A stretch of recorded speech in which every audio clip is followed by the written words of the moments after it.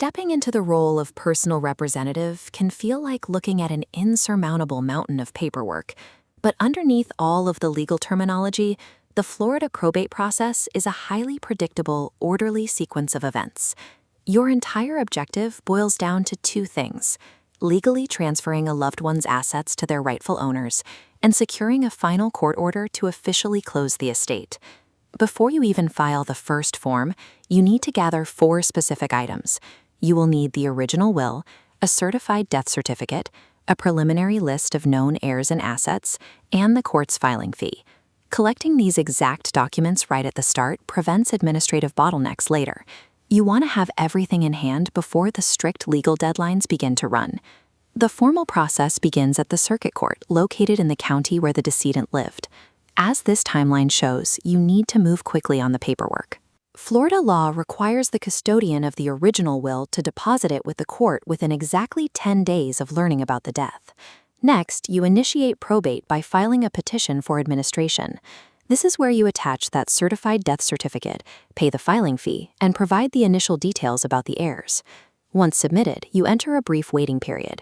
A judge will review the petition to ensure everything is correct and that you qualify under Florida law to serve as the personal representative. When approved, the court issues a document called the Letters of Administration. This is the single most important piece of paper in the entire process. Without this physical document, banks, title companies, and financial institutions will completely refuse to discuss the estate's assets with you.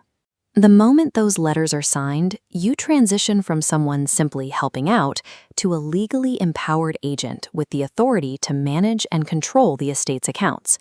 With your authority established, your focus shifts to finding and documenting the decedent's financial assets. This progress bar represents your next deadline. You have exactly 60 days from receiving your letters of administration to file a verified inventory. Every item must show its precise fair market value, specifically calculated as of the exact date the person passed away. Do not guess the value of real estate. For property, you are required to hire a licensed appraiser to provide an official valuation. Submitting a precise, professionally appraised inventory sets a clear financial baseline. This protects you from any future disputes with beneficiaries over what the estate was actually worth. We now reach the creditor notification and payment phase. This is the main reason Florida probate takes several months to complete.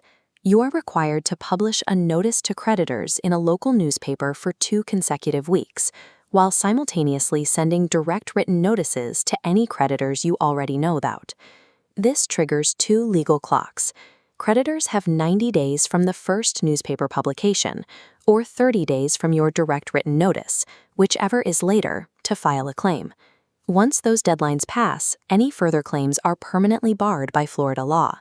You should only review and pay the valid claims after this entire creditor window has officially closed.